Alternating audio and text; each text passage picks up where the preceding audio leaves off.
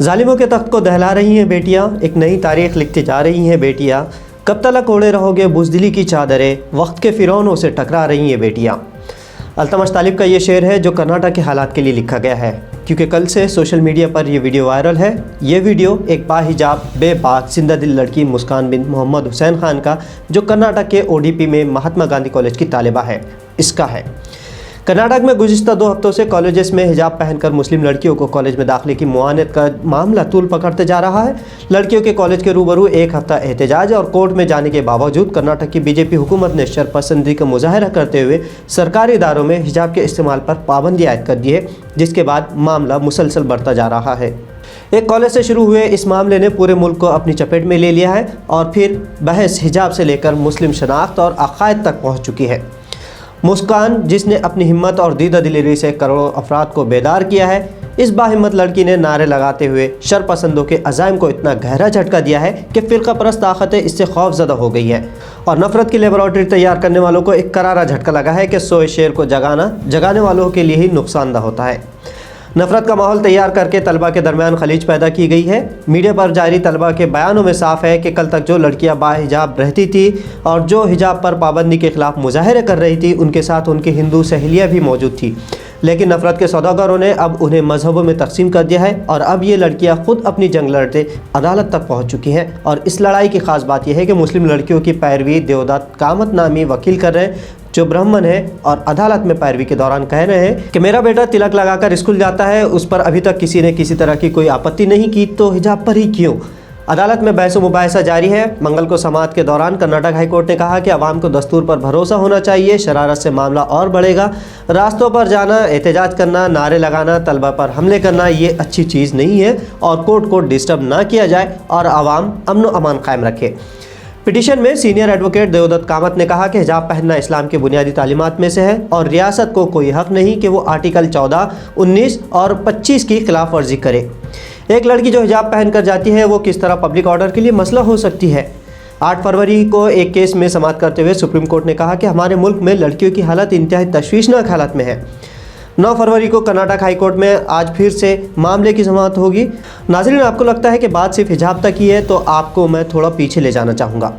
आपको याद होगा कि मौजूदा वज़ीर आज़म मोदी, जो खुद को 130 करोड़ जनता का प्रधानमंत्री कहते हैं, जिस पार्टी से आते हैं, जिस आइडियोलॉजी से वो आते हैं, उसका मकसद है कि मुल्क में यूनिफॉर्म सिविल कोड लागू कर दिया जाए। लेकिन खुद उसी पार्टी का सबसे बड़ा मसला ये है कि यूनिफॉर्म सिविल कोड हज़ारों ज़ातों और तबकों में बटे हिंदू अफराद को कैसे एक यूनिफॉर्म पॉलिसी पर अमल करवा सकेगा।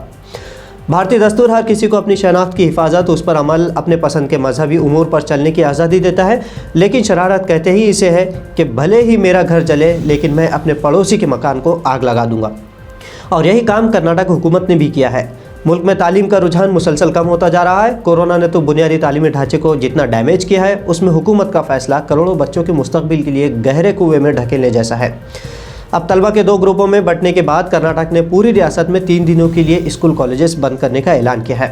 आपको 2 दिन पहले ही वज़ीर आज़म के पार्लियामेंट में जुमले याद होंगे। उन्होंने कहा था कि मैं नया भारत बनाऊंगा, सपनों का भारत बनाऊंगा, 60 साल में जो नहीं हुआ वो करके दिखाऊंगा। 60 साल में जो नहीं हुआ वो बीजेपी हुकूमत तो कर रही है, जिसमें बाबरी मस्जिद की जगह मंदिर बनाया गया, मोहब्बत को नफरत में बदल दिया गया, सरकारी कंपनियां बेची गई, करोड़ों अफराद की बेरोजगारी बढ़ गई, महंगाई बढ़ी, पेट्रोल गैस की कीमतें बढ़ी और उसे ऊंचाई पर ले जाया गया। 60 साल के मुकाबले आप 7 सालों में और इससे ज़्यादा क्या उम्मीदें कर सकते हैं। मोदी जी पहले दंगाइयों को कपड़ों पर पहचान लेते थे, अब खामोश है, क्योंकि भगवादारी भेड़ियों के दरमियान एक हिजाब पहनने वाली लड़की को मजबूर करने के बाद वो युगांडा के प्रधानमंत्री की तरह खामोश है।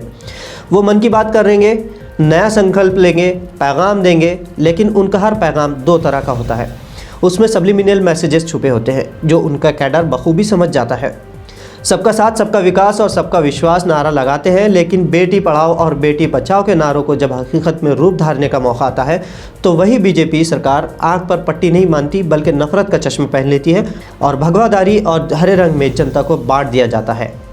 मोदी चुप है, वो statue of unity, statue of equality बनाएंगे, इंटरनेशनल प्लेटफॉर्म्स पर भारत की अखंडता, भारत के माइनॉरिटीज़ की बात करेंगे, उनके सम्मान और उनके हक़ की बात करते हैं, और उसके ठीक उल्टा जो वो बोलते हैं उनके सब्लिमिनल मैसेजेस में काम बिल्कुल उल्टा होता है।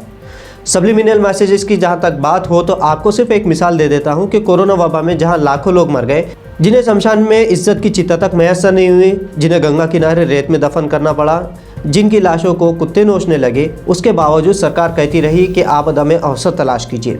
उस आपदा में अवसर किसे मिला? किसकी आमदनी दुगनी हो गई? कौन सी कॉरपोरेट्स ने सरकारी संपत्तियां खरीदी? ये बताने की आपको बिल्कुल ज़रूरत नहीं है। और अब पार्लियामेंट, जिसे सेकुलरिज्म का मंदिर कहा जाता है, वहाँ फिर से प्रधानमंत्री अपोजिशन पर कोरोना फैलाने का इल्ज़ाम लगाते हैं और अपनी जिम्मेदारियों से पलड़ा झाड़ते हैं। हुकूमत वाकई अगर संजीदा है तो दस्तूर के तहत उसे आज़ादी देनी होगी।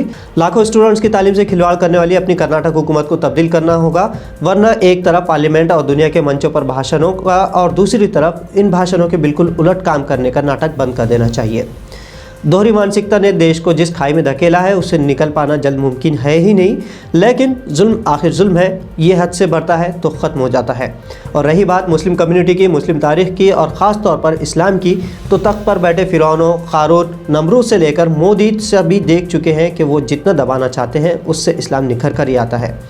कल तक जो मुस्लिम लड़के लड़कियां हिजाब के बारे में सोचते नहीं थे, वो अब इस बारे में ज़्यादा संजीदा हो गए। तो मुसलमान को मुसलमान कर दिया तूफ़ान मगरिब ने।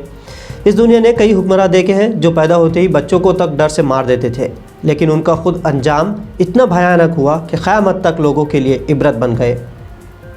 तो दोस्तों, मिली वॉइस के चैनल को सब्सक्राइब और ख़बरों को शेयर करना ना भूलें।